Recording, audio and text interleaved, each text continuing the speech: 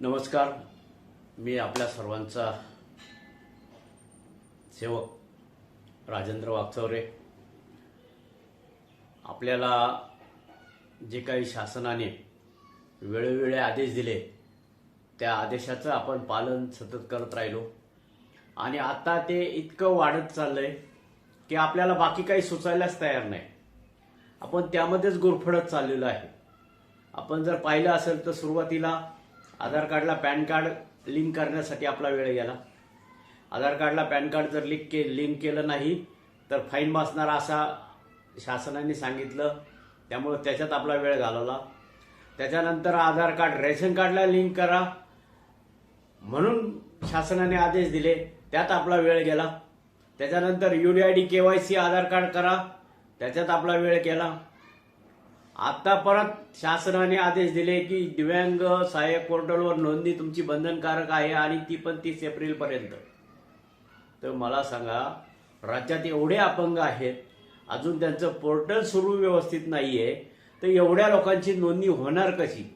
आणि असं काही घाबरून दिलं जातं की त्या पोर्टलला जर तुमची नोंदणी नसेल तर तुमचे लाभ बंद होतील, तुम्हाला लाभ मिळणार नाही, हे होणार नाही, ते होणार नाही. म्हणजे अपंगांना या KYC मध्येच गुंतवून ठेवलंय. त्यामुळे इतर काही सुचायला तयार नाही. अपंगांची पेन्शन वाढ 5,000 करायची होती, त्याकडे पण या पोर्टलमुळं, या KYC मुळे दुर्लक्ष झालंय. अपंगाच्या डोक्यात आता एवढंच आहे की माझी जर पोर्टलला नोंदणी नाही झाली तर माझी पेन्शन बंद होईल, माझे लाभ बंद होतील. ही भीती शासनाने अपंगांच्या मनामध्ये निर्माण करून दिलेली आहे. हे कुठेतरी थांबलं पाहिजे.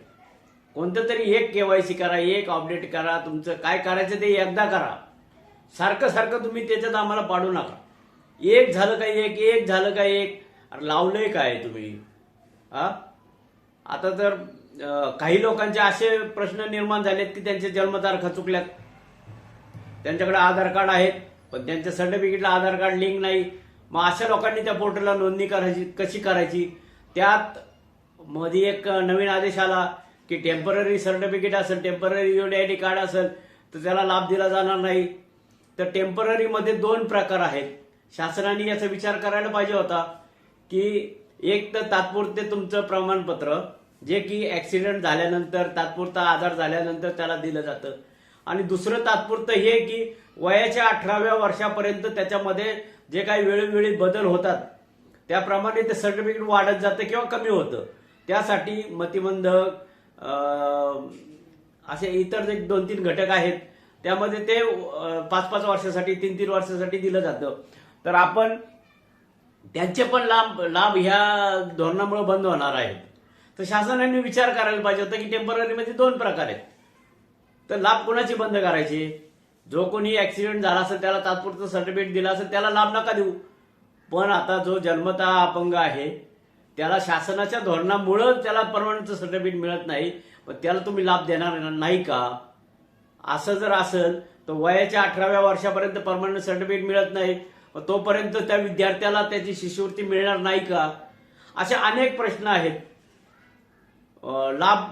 इतर लाभ आहेत, मग सर्व लाभ तुम्ही बंद करणार आहेत का? हा सगळा विचार शासनाने केला पाहिजे. आणि कोणताही निर्णय घेत असताना शासनाने अपंग बांधवांच्या सूचना मागवल्या पाहिजेत की खरी अडचण त्यांना आहे. जे कोणी तिथे येऊन गप्पा मारतात, मिटिंगला बसून माहिती देतात, त्यांना अपंगांचं दुःख काय माहिती आहे? त्यांना जर दुःख माहिती असतं तर 65% पुढच्या दिव्यांगांना मदतनीसची घोषणा शासनाने केलीच नसती. सरसकट 40% पुढे केली असती. कारण 40% वाल्याला पण मदतनीसची गरज आहे. आज 40%चा मतिमंदाचा जर विचार केला तर त्याला सोबत माणूस असल्याशिवाय प्रवास करता येत नाही, कुठं जाता येत नाही, त्याला इतर ठिकाणी गरज लागते. 40-50% जर अस्थिव्यंग असेल तर त्याला बॅग घेऊन चालता येत नाही, त्यांनी प्रवास करायचा कसा? त्याला मदतनीसची आवश्यकता असते. 65चा निर्णय घेऊन शासनाने परत अपंगावर अन्यायच केलेला आहे. अशा अनेक गोष्टी आहेत. म्हणजे शासनाने आपल्याला फक्त याच्यामध्ये अडकून ठेवलेलं आहे. काय करायचं मला आता? त्या KYCच्या नादामध्ये इतक्या लोकांचे नुकसान झालेले आहे. एक माणसाला 200 रुपये खर्च येतो. शासन सांगते फुकट आहे, तुमच्या मोबाईलवर करा, सगळं करा, पण होत नाही. त्याचा OTP येत नाही, त्यांचं सर्व्हर डाऊन असतंय. इतर अनेक अडचणी निर्माण होतात.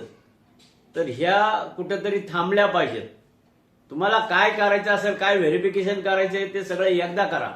सारखं सारखं काही करू नका. आणि कुणीही जास्त पैसे देऊन असं घाबरून जाऊन तातडीने कोणताही निर्णय घेऊ नका. खोटी माहिती, चुकीची माहिती त्या पोर्टलला भरू नका.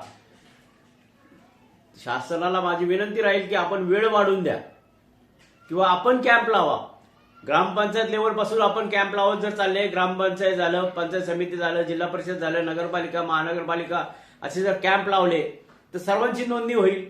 त्याच्यात अवघड असं काही नाहीये. नोंदणी करण्यासाठी कोणत्याही अपंगाचा विरोध नाहीये.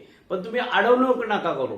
तुम्ही धमक्या नका देऊ की पोर्टलला नोंदणी केली नाही मग तुमचे लाभ बंद करू, तुमचे ऑनलाईन केलं नाही तर तुमचा लाभ बंद करू, तुम्ही डीबीटी नाही केलं तुमचा लाभ बंद करू.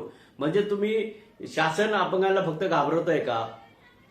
तर असं न करता आपल्याला जे काही करायचंय ते आपण करा. त्याच्यात दुमत नाही. पण जे द्यायचं ते सन्मानाने द्या.